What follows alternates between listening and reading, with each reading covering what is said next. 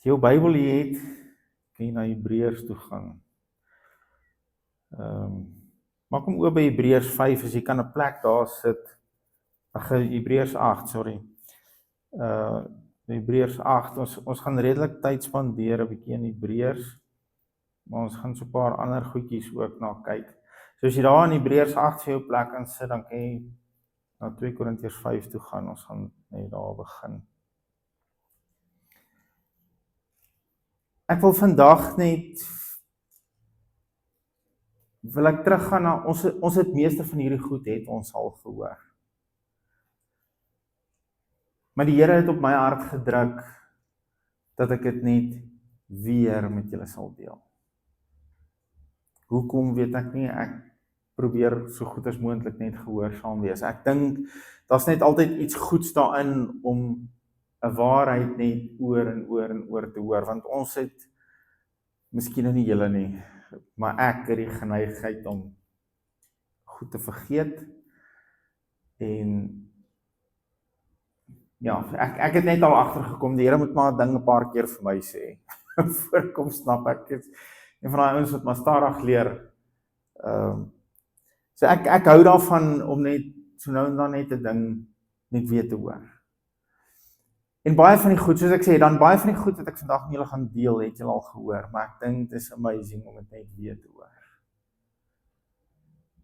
Dat jy is vandag, soos wat jy hier sit, as wedergebore kind van God, is jy regverdig voor God.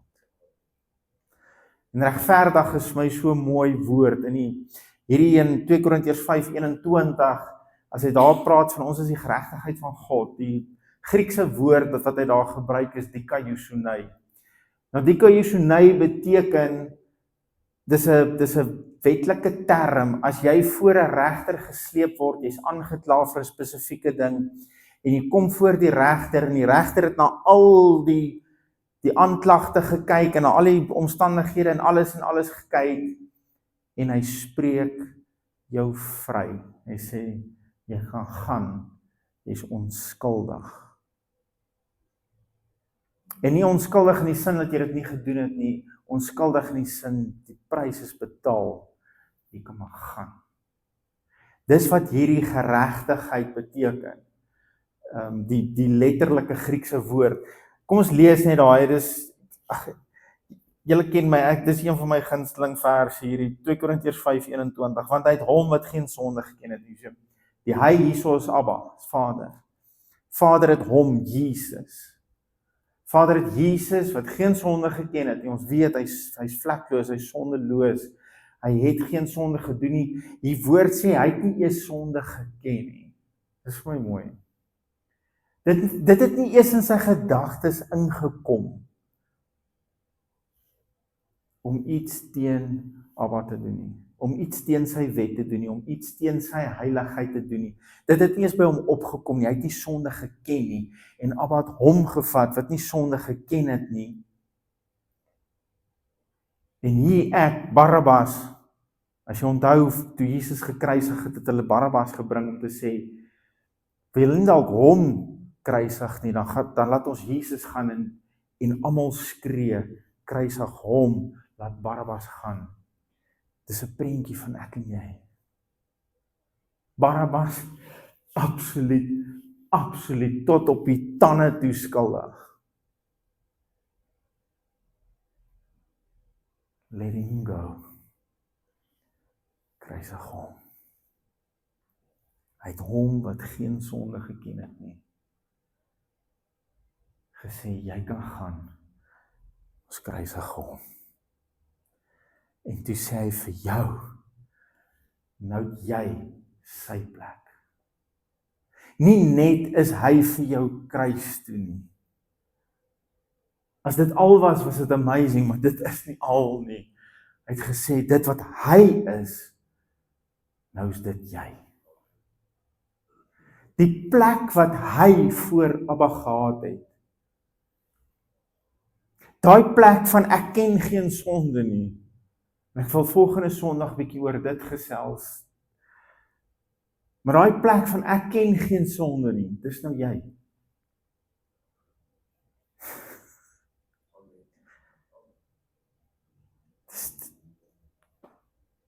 Wat het ek en jy gedoen om dit te verdien? Ons was nie eens daar nie. Inteendeel was ons deel van die crowd. En jy kan ook sê, nee, ek was nie, dit is 2000 jaar terug, ek was nog nie gebore nie. Ek wil amper vir jou brief en prentjies gee, as jy daai tyd daar was ek en jy deel van die crowd. Maar hy sê, kruisig hom, en gee vir haar sy geregtigheid. Gee vir hom sy plek. Sit hom langs my. Vir elkeen wat hulle geloof in hierdie sit, kan daai posisie kry. Nee. Want hy het hom wat geen sonde geken het, nie sonde vir ons gemaak, sodat ons kan word die geregtigheid van God. Daai is vir my so liberating, dis vir my so bevrydend. Van die wat vir my so mooi is, wat vir my so lekker is hiervan, is omdat ek nie daarvoor gewerk het nie, kan ek dit nie verloor nie. Omdat ek nie daarvoor gewerk het nie, het ek nie nodig om dit in stand te hou nie. Omdat ek dit as 'n geskenk gekry het, kan ek die res van my lewe dit net as 'n geskenk leef. As jy al ooit 'n geskenk in jou lewe gekry het en jy daarvoor betaal, dan is dit nooit 'n geskenk. En as jy 'n jaar later agterkom, maar hierdie geskenk is eintlik massive waarde. Frits, ek wil daarom net vir jou, kan ek vir jou net 'n R50 gee, want ek besef, jy het verskrik, ek dog, jy het hierdie ding ergens op Timo gekoop, en ek tog is net, maar ek besef nou, dit het jou duisende gekos, kan ek jou net, ek weet, is nie die duisende, maar kan ek jou R50 gee? Nee, dit sal vir my absoluut 'n klap in die gesig wees. Jy kan niks daarvoor teruggee nie. Dit is om te ontvang vir die res van jou lewe. Want dis waar worship vir my kosbaar raak. Dis nie iets wat ek vir hom teruggee nie. Dis iets wat ek doen uit dankbaarheid. Lord, there's nothing that I can add to this, but I can worship you. Ek wil u aanbid, want u is waardig, en dis wat u vir my waardig gemaak het, dat u bereid was om die troonkamer te verlaat vir 'n kruis, sodat ek die troonkamer kan bereik.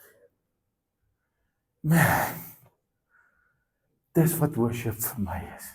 Dis hoekom ek so maklik net my hande in die lug steek, want daar's niks van hierdie waarvoor ek kan werk nie.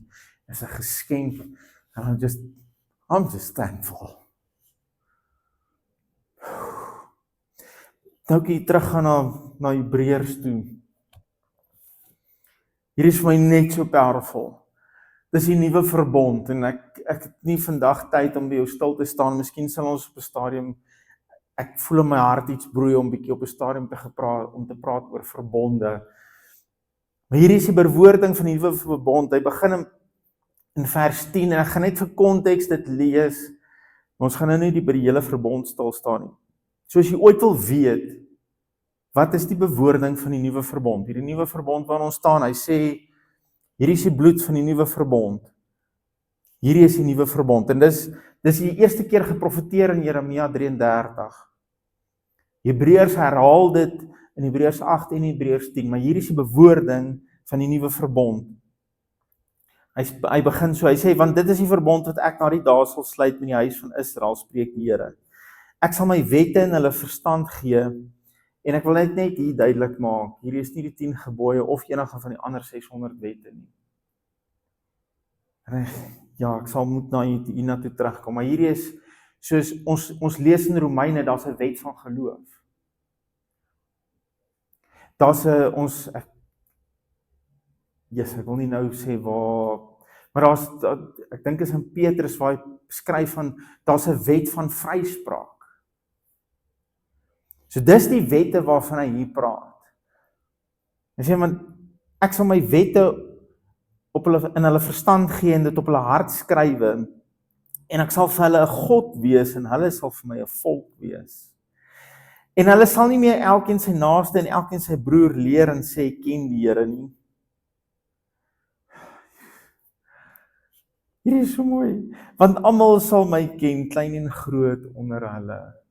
Hierdie ken is 'n intieme, intense, lewende verhouding. Ek het nie nodig om jou vandag te leer hoe om 'n lewende verhouding met jou pa te hê. Hy doen dit.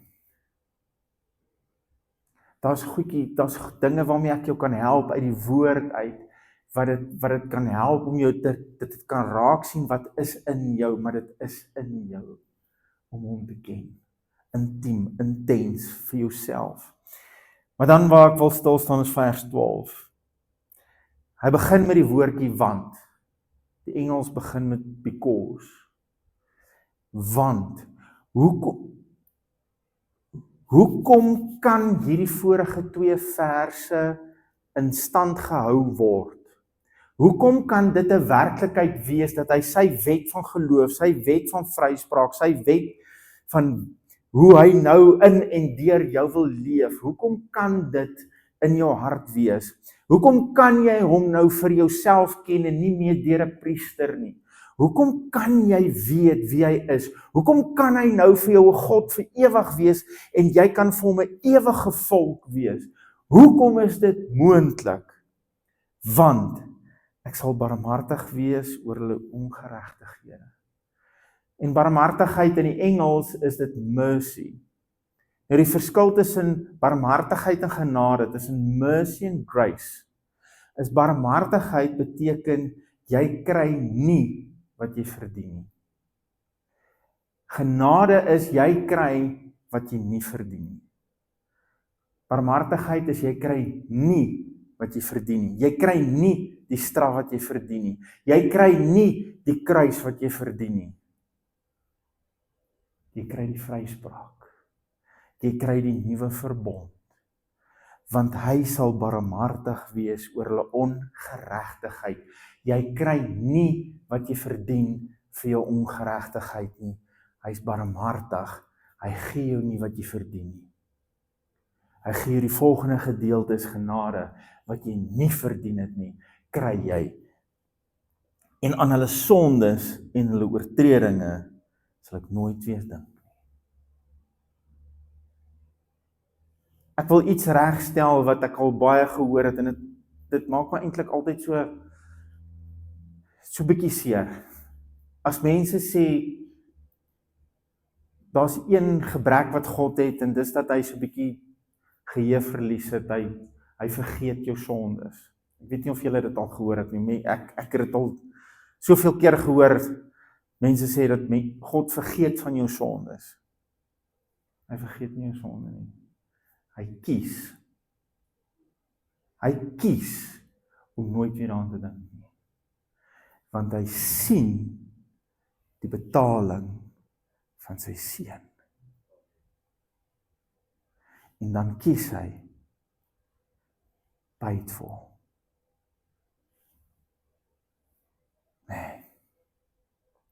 Hier is vir my soveel meer as hy het vergeet. Hy kan nie onthou wat het ek gister gedoen nie, hy kan baie goed onthou. Maar is toe onder die bloed van Jesus. En hy kies om nie deur daai bloed te penetreer nie. En hy kies om te sê, dit was genoeg. It is done. It is finished. Die betaling was genoeg. Jy kan gaan.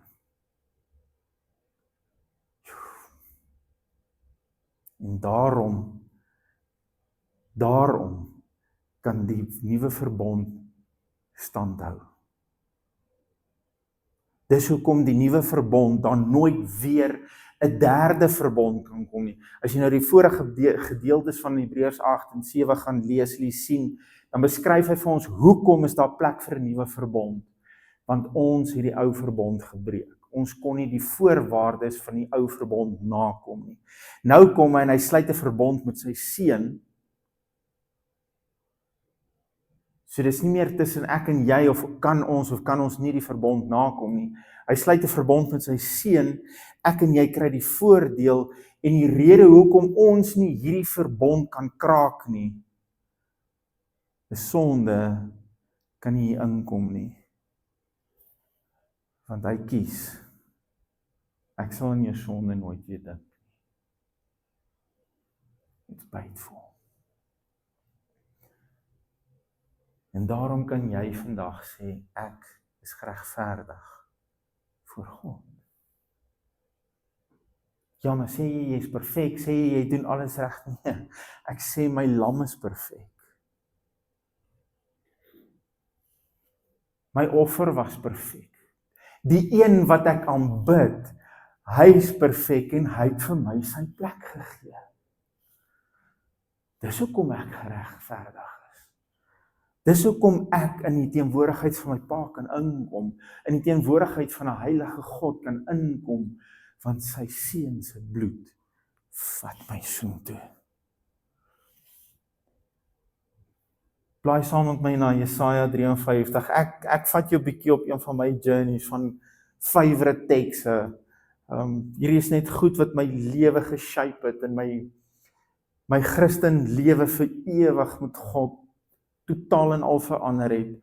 Ek kan nooit weer teruggaan in dieselfde wees as wat ek was nie, want hierdie skrifte het hy ingegraveer in my hart en ek hierdie goed is net vir my.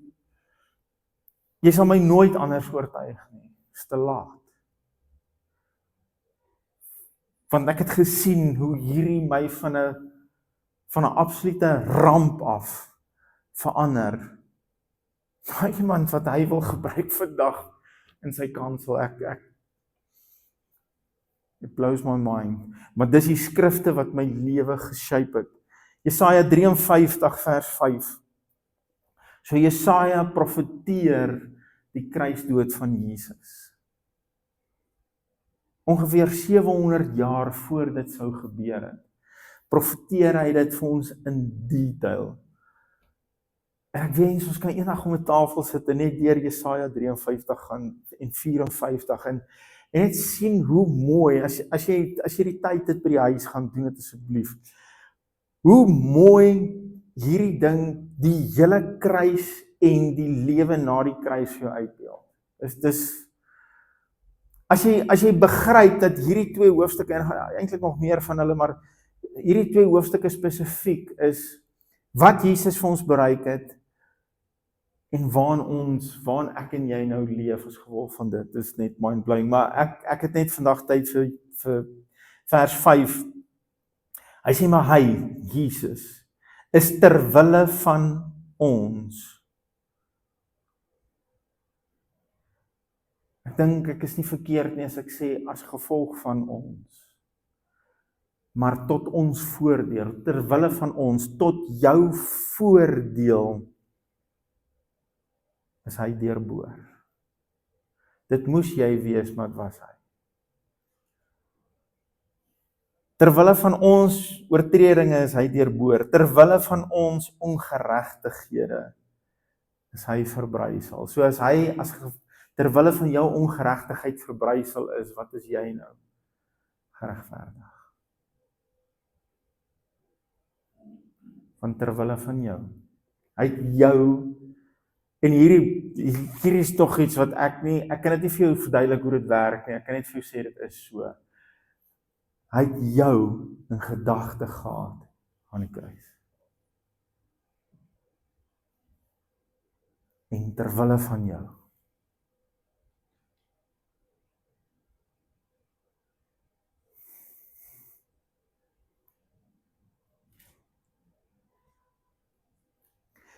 Ja, hy het aan die kruis gekies. Ek sal nie hier afklim nie, want ek wil die ewigheid saam met jou deel.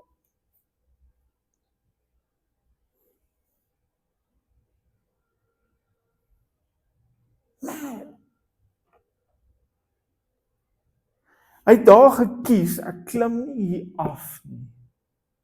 Ek gaan nie vra vir daai legioen van engele om my nou hier toe kom afhaal nie. Want ek kan die ewigheid nie indink sonder jou nie.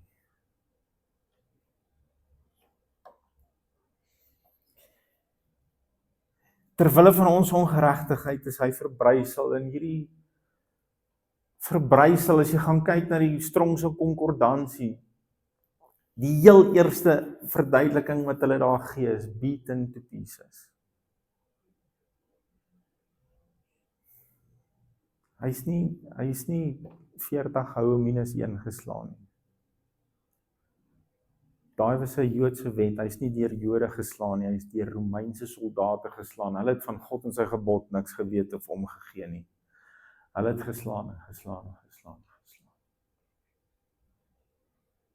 Van die betaling moes genoeg wees. Terwille van ons ongeregtigheid is hy verbrysel. Die straf wat vir ons die vrede aanbring, was op hom. God kan jou nooit weer straf nie.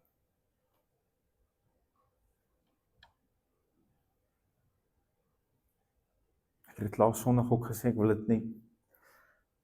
Daar's gevolge vir sonde, maar God kan jou nooit straf nie. Want die straf was op Jesus. Ek en jy het nou vrede. Daar's 'n ewige vrede tussen my en God. Tussen jou en God. Ja, maar jy weet nie wat het ons is nou deur dit. Vir jou is hy gekruisig. Daar's vrede tussen jou en dit. As die engele of ja, die engele vir die skaapwagters kom sê het van Jesus geboorte, op 'n stadium toe staan 'n hele engele koor wat sing vrede op aarde. En ons, ek en jy kan saamstem, hulle het nooit bedoel, daar gaan nou nooit weer 'n oorlog wees nie, want oorloë was daar nog sedertdien tot vandag. Hy het nooit bedoel, daar gaan nooit weer 'n oorlog wees nie. Maar is vrede tussen my en jou en hom. Dis wat Jesus kom bewerkstellig. So ons is geregverdig, ons is die geregtigheid van God. Blaai saam met my terug na Hebreërs toe. Hebreërs 10. Dan wil ek jou wys, jy is heilig. Dis nie iets waarvoor ons werk nie, dis nie iets waarvoor ons stoei nie, dis nie iets waarvoor ons uitstrek nie. Jesus het hierdie goed vir ons bewerk aan die kruis. Dis 'n identiteit ding. Ek en jy moet begin binnekant toe kyk na wat is in ons, sodat ons hierdie powerful lewe kan leef wat hy oor ons droom buitekant toe. Maar as ek en jy vir die res van ons lewe gaan probeer stoei om heilig te word, gaan ons nooit by hierdie plek uitkom waar hy met jou wil hande vat om die geskiedenis van die mensdom te verander.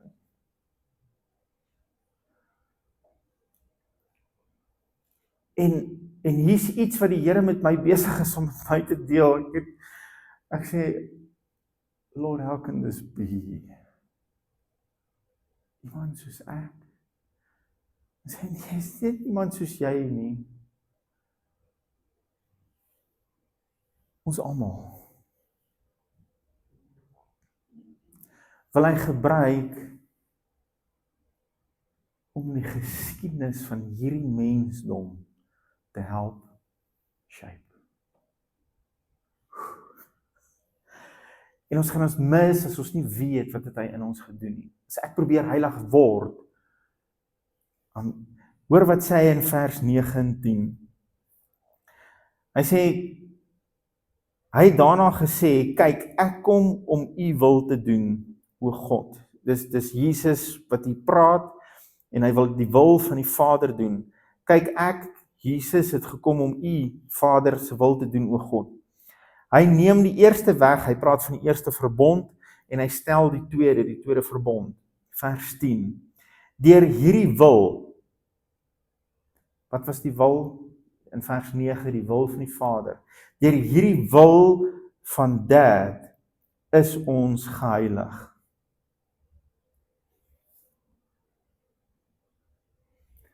Deur hierdie wil van Abba is ons geheilig deur die offer van die liggaam van Jesus. Jy sien, hy het nie net jou sonde weggevat aan die kruis nie. Soveel meer. Hy het jou geheilig. He set you apart. Jy is eenkant vir hom. Jy is nou vir hom special. Jy is vir hom, hy het jou weggevat.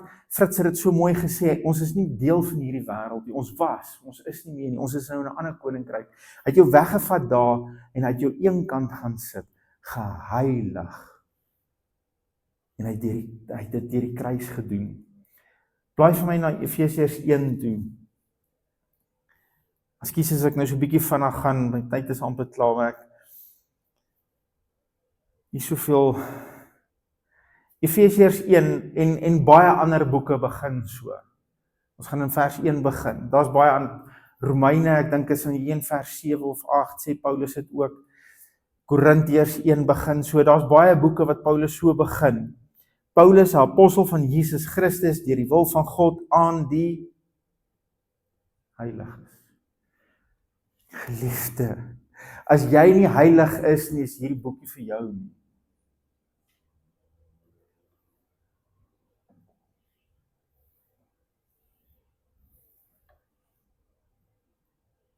En as jy dink jy kan heilig genoeg wees deur wie jy is, dan is hierdie boekie vir jou nie.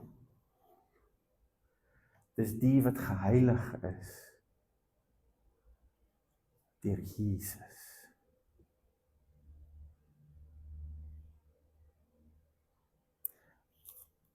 Ons kan, veral as jy kyk nou na Efesiërs, maar as jy kyk na Korinte, na die brief van die Korintiërs, maar selfs in hierdie boek in Efesiërs, Paulus skryf nie aan perfekte mense nie. Maar tog begin hy en hy spreek hulle aan, jy is heilig. Hy wil hulle help om te verstaan. Ons begin by hierdie wegtrekplek van vir baie mense is dit die wenstreep. Vir my en jou as wedergebore Christene is dis ons wegtrekplek. Ek is heilig. Ek is geregverdig. Dis wie ek is. En dan van daar af het ek 'n beter begrip wanneer Paulus met my skryf, vir my skryf en met my praat in Efese en vir my sê hoe ek kan leef nou.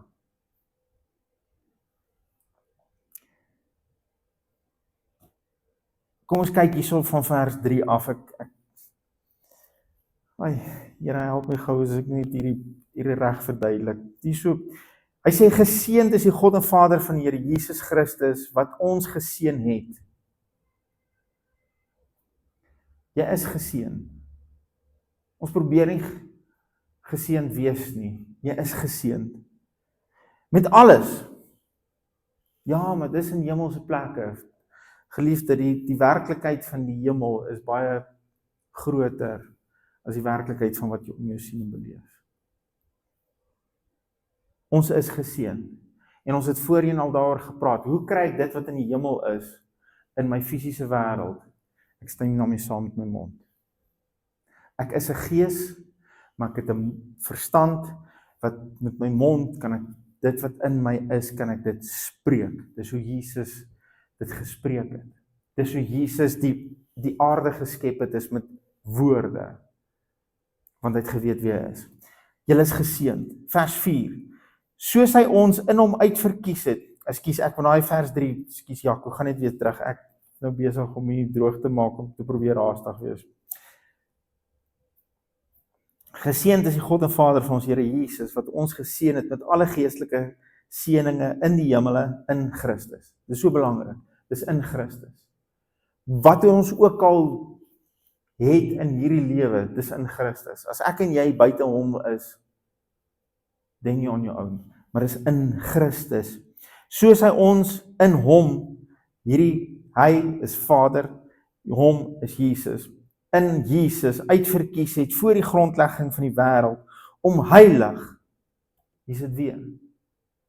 Hy het in Christus voor die grondlegging van die wêreld gekies. As jy jou geloof in hom sit, noem ek jou heilig. En ek noem jou sonder gebrek.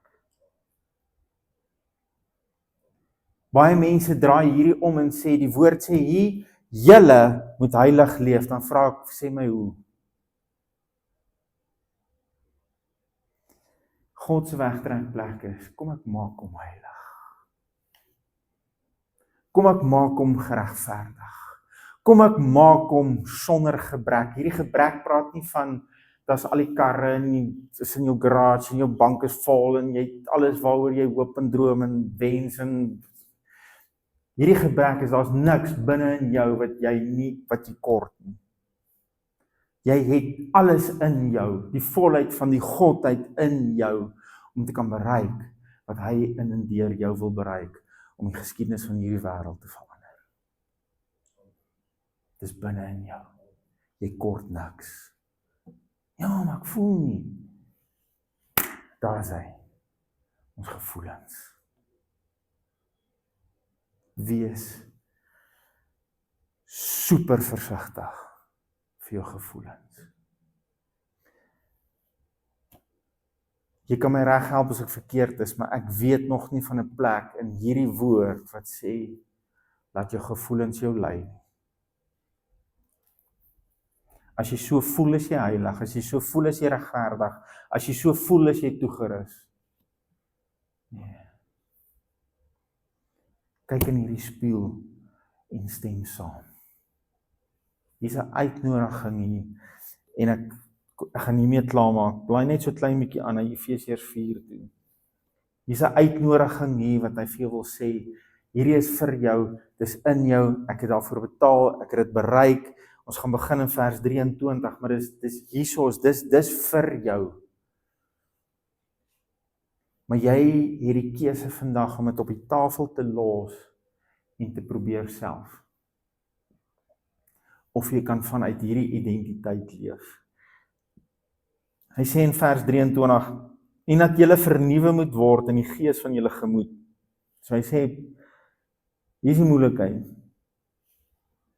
Jy laat jou te veel rond swaai deur jou emosies. Begin nie dink. En dan help hy ons nie, hy sê nie net begin nie dink nie, hy begin in die volgende vers, begin hy vir ons sê, hoe wil hy hê, moet jy nou dink? En julle met die nuwe mens moet beklee. Hierdie nuwe mens, wat hy herskep het by wedergeboorte.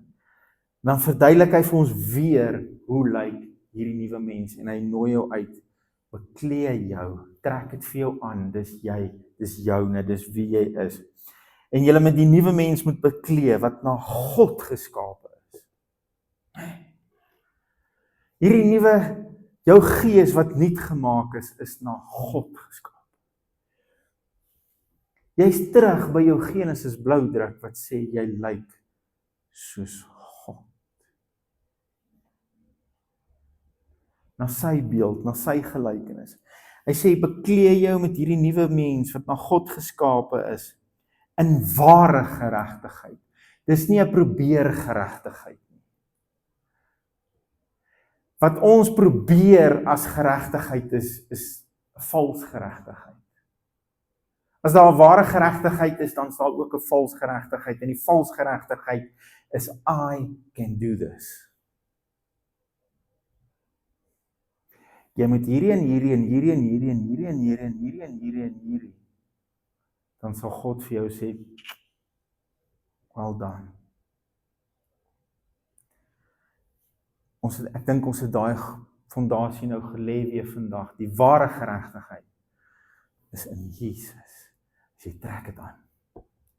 Dis joune. Beklee jou daarmee. As dit iets was waarvoor ons moes werk, sou dit nie gesê het. Werk daarvoor, ywer jou daarvoor, strek jou uit daarvoor. Vas 3 dae 'n week, wat.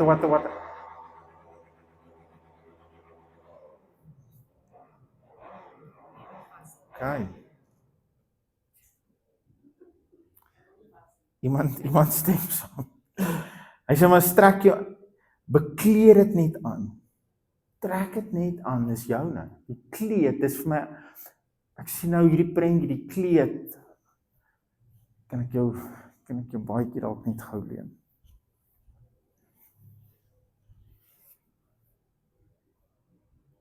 Wil jy hom aantrek? Hier is hy. Hy's betaal voor. Jy hoef nie daar by die deur jou kaart te swipe nie. Hy's betaal voor. Beklee jou met hom. Die ware geregtigheid. Daai plek wat Jesus in is, wat nou ook joune is. En heiligheid. Heiligheid is nie hoe jy leef nie. Dis 'n kleed wat jy aantrek. En sê dis wie ek nou is. Geliefdes, hierdie is nie my of jou plan nie. Dis nie ek wat probeer om 'n teologiese nuwe standpunt te stel. En ek dink jy kan met my saamstem, ek probeer nie tekste hier uit verband uitruk om iets nuuts vir jou te kom bring wat jy nog nooit gehoor het nie. Hierdie is God se plan. Hy het gekies, ek sal betaal, ek sal alles nuut maak, en dan kan hulle van daar af leef. Die uitnodiging is vandag.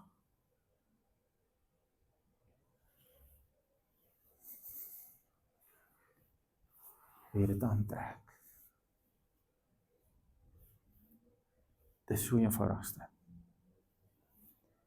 En hy sê vir ons, dis 'n aantrek hier. Dis 'n nuwe ding hier. Ek is geregverdig, ek is heilig, en ek het alles. As jy moet, skryf dit ergens neer op jou spieël of op jou stuurwiel of op jou. Ek is geregverdig. Ek is geheilig. En ek het alles. Ek kort niks. Ek kan doen. Ek is toegerus om die geskiedenis van hierdie wêreld te verander.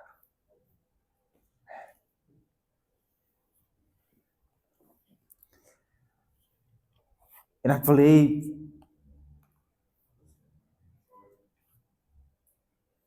gewoonlik doen ons dit saam.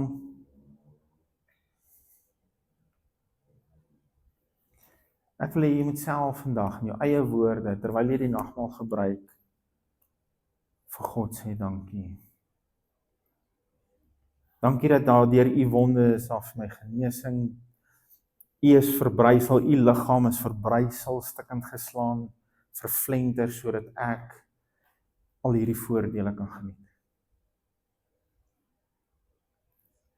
En veral as jy die sap gebruik, herinner jouself, sê vir hom dankie. Ek is geregverdig, ek is heilig, en ek het geen gebrek nie, kort niks nie, ek is ten volle toegerus.